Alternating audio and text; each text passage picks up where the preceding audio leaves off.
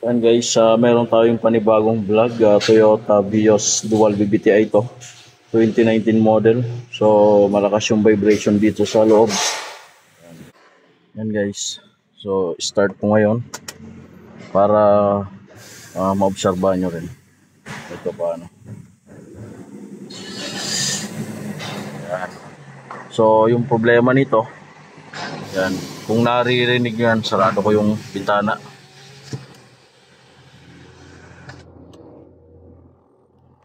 Yan. Yan, yung vibration na yan. Mapapansin nyo dito sa manibela, malakas yung vibrate nya. Tapos pagka naggagas, sumasabay yung ingay ng makina. So dinig na dinig talaga dito sa loob. Ayan. So tingnan natin yon tingnan natin dyan sa labas.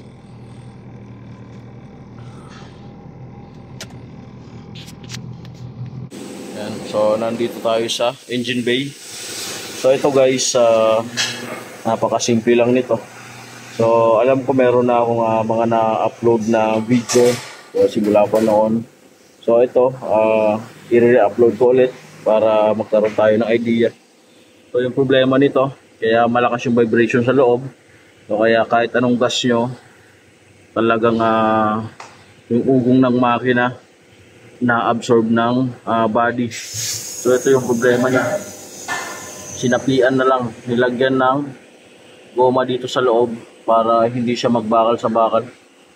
So sirang-sira na talaga to. So ito guys, papakita ko sa inyo kung paano magpalit niyan. So yung sa transmission support, magpapalit rin tayo. Pero hindi ko sa inyo kung iisa-isa yung pagpapalit niyan. So napakatagal na kasi ng pagpalit niyan. So ito lang, napakadali lang. Ito yung pamalit natin ng engine support. So hindi siya original. So ang original napakamahal. So replacement lang siya, pero okay na rin naman to. So syempre kailangan natin tukuran yung engine oil pan para masalo niya, para hindi siya bumagsak. Sige, jack. So kailangan paangatin natin to. And guys, yung tornilyo nito, bali tatlo to.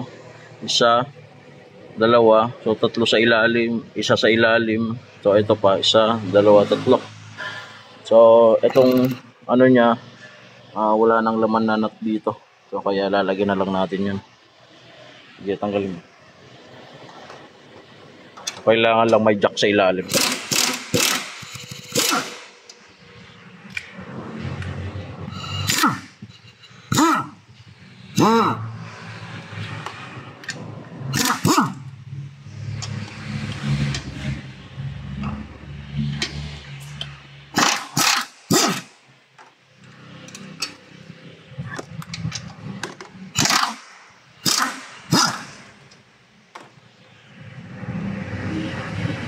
So lahat 14 mm.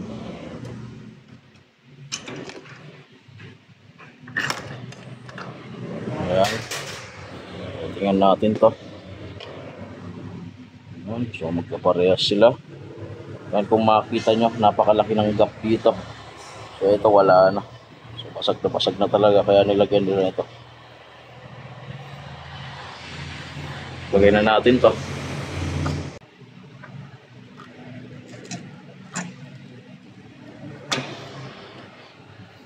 So ganun lang kadali magpalit nito. So sisentro nyo lang yan.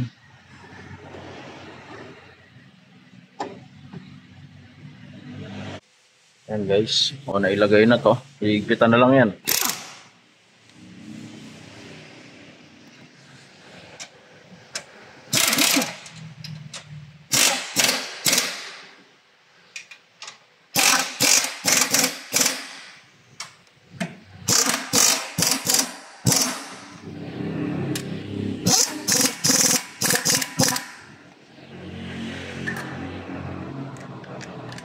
So,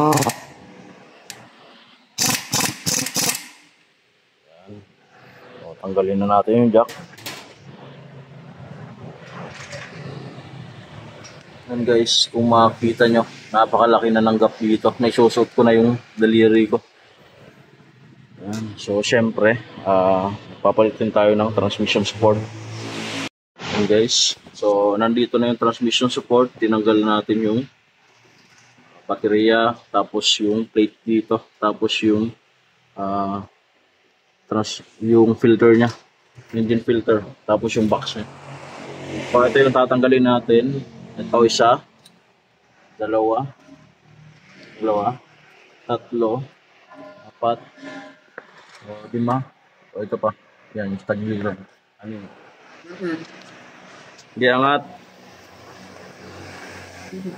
So makikita nyo, basag na siya.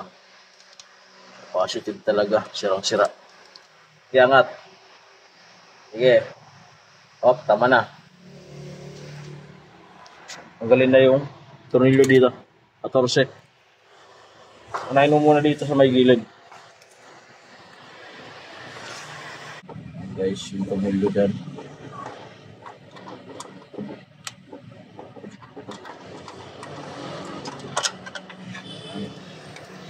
Tapos, ito. So, ayan yung unahin sa gilid para hindi tayo mahirapan. Tapos, saka natin itataas. So, sa taas naman tayo itong tatlong tornilyo.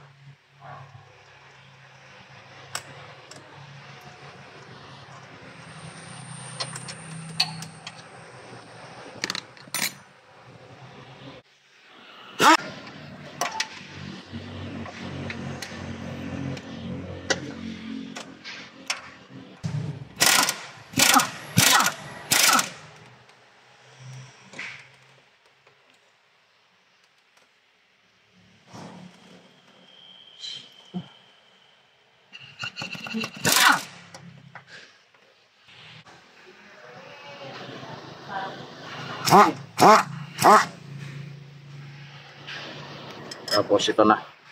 Tanggalin.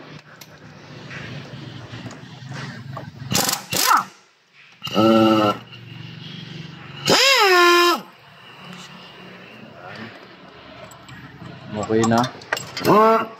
Takin na natin.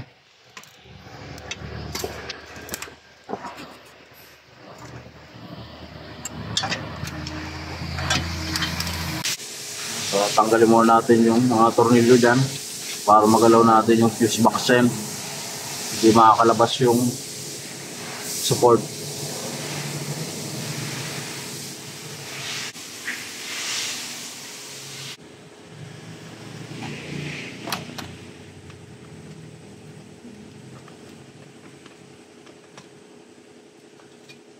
Yan. So, kailangan lang hatakin natin yung fuse box para mawala dito sa ano yan. Yan.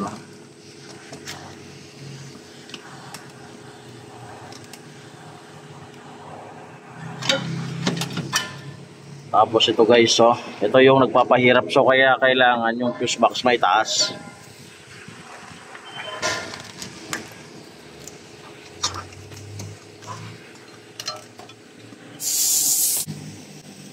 And guys, nandito yung pamalit nating engine support. Yan. So replacement lang din to. Yan. So kung makikita nyo to, laglag na yung gitna nya. Yan. Sirang-sira na talaga. Tulad ng dati, kung paano yung pagtanggal, ganun pa rin yung pagkabit.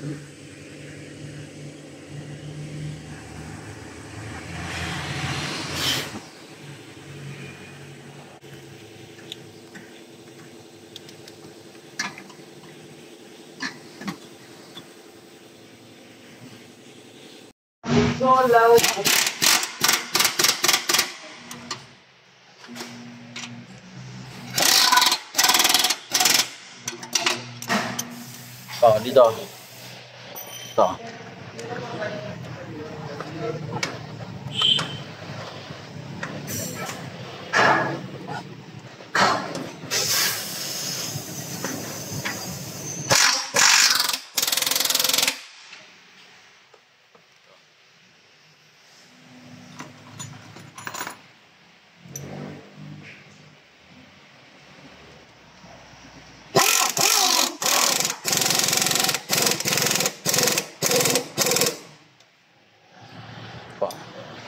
Pero yung battery pala din, kumaan pa kayo. Ano ba? Ako. Guys, okay na. Ako. So, mahigpit na yan. Lahat. So, bubuuin na lang. And guys, okay na. So, napalitan na rin yung transmission support. Try ko ng start. And guys, dito na tayo. Ayan. So, start ko na. Tanggalin ko yung noise reduction. Ayan. Try ko aircon.